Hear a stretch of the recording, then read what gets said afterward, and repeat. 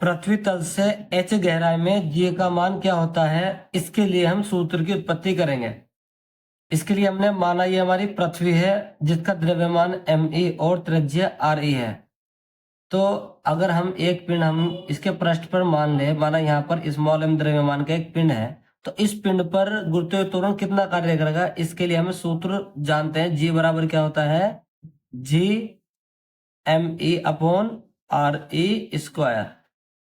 me क्या है, ये पृथ्वी का द्रव्यमान होता है और re जो होती है वो पृथ्वी के केंद्र से पृष्ठ तक की दूरी होती है। देखिए, जब हम पृथ्वी की गहराई में जाएंगे तो पृथ्वी का द्रव्यमान परिवर्तित होता रहेगा। तो हम इसके द्रव्यमान को यहाँ से हटा देते हैं, इसलिए नया मान लाते हैं घनत्व और आयतन। क्योंकि हम जानते हैं द्रव्यमान क्या होता है, हमारा द्रव्यमान का फॉर्मूला क्या होता है, बराबर होता है घनत्व गुणा आयतन के। ये द्रव्यमान का फॉर्मूला होता है। तो पृथ्वी का द्रव्यमान me हो गया, माना पृथ्वी का जो घनत्व है वो रो है, घनत्व को हमने रो लिख लिया, और आयतन क्या है, v है। देखिए, हम जानते हैं पृथ्वी एक तरह का गोला है और गोले का आयतन क्या होता है, आयतन गोले का v बराबर क्या होता है, 4/3 पाई r क्यूब। ये गोले का आयतन होता है। तो पृथ्वी को हम गोला मान सकते हैं जिसकी त्रिज्या क्या है, re है। तो यहाँ पर हम इसका मान लिख देंगे आयतन का।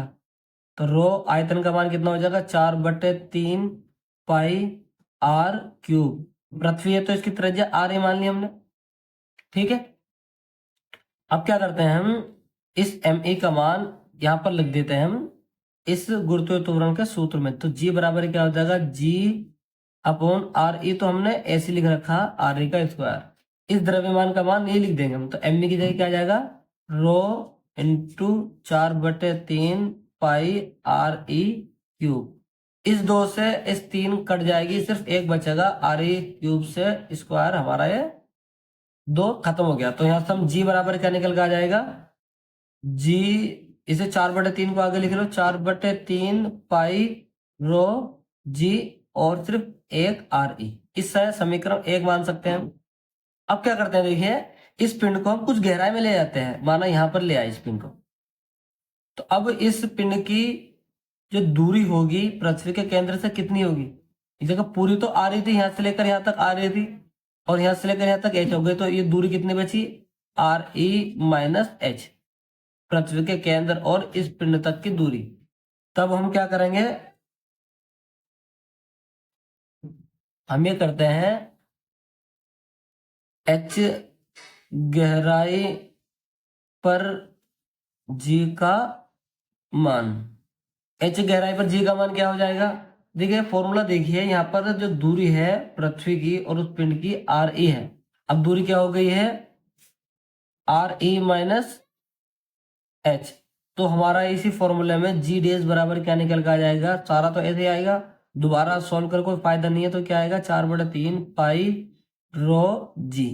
इस दूरी की जगह क्या आ जाएगा, दूरी अब कितनी है, re माइनस h, ऐसे आ जाएगा।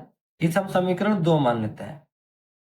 तो क्या करेंगे हम, इस समीकरण जो हमारी 2 है, इस समीकरण 2 को क्या करेंगे, भाग कर देंगे किससे, समीकरण 1 से। समीकरण 2 ऐसे लिख लो, जी डैश बराबर क्या आ जाएगी निकल के हमारी, 4/3 पाई रो जी re माइनस h। भाग किससे करनी है, देखिए बराबर से इधर वाले बाई तरफ वाले बाई तरफ से भाग होती है। तो यहाँ पर क्या आ जाएगा, g अपोन में इसका बाई तरफ का दाएं तरफ का भाग क्या है, 4/3 पाई रो जी re, ये हमारी भाग हो गई है। अब जो कटता है उसे काट लो, ये 4/3 पाई रो जी पूरा कट गया है। तो यहाँ क्या बचा, जी डैश अपॉन जी बराबर क्या बचता है, R E minus H upon R E. इस जी की इधर भी गुणा कर सकते हैं हम। तो जी डैश बराबर क्या निकल कर आ जाएगा हमारा,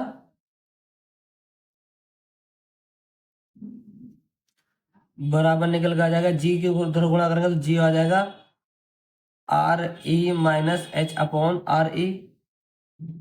इसे और सोल्व कर लेते हैं हम, ये क्या निकल के आ जाएगा हमारा, जी तो ऐसे ही रहेगा, R E upon R E. इस आर ई को दोनों के बटे में कर दो, minus H upon R E.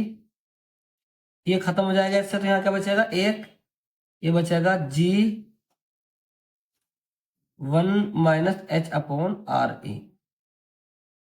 तो इसे यहाँ पर सोल्व कर लेते हैं हम, थोड़ी जगह कम पड़ गई है। तो यहाँ क्या बचेगा हमारा, देखिए G डैश बराबर बचता है G1-H/RE। देखिए ये फॉर्मूले से तो न्यूमेरिकल होंगे, इसका संबंध है हम जो निकाल रहे थे। अब हम यहाँ पर देखते हैं कि देखिए यहाँ पर 1 है और एक में से H/RE घट रहा है, तो यहाँ से निश्चित है कि एक से कम मान आएगा क्योंकि एक में से घट रहा है। तो यहाँ से हम देखते हैं G डैश का मान क्या आता है, छोटा आता है। इससे पता लगता है कि पृथ्वी तल से गहराई में G का मान जो होता है वो घट जाता है। ठीक है,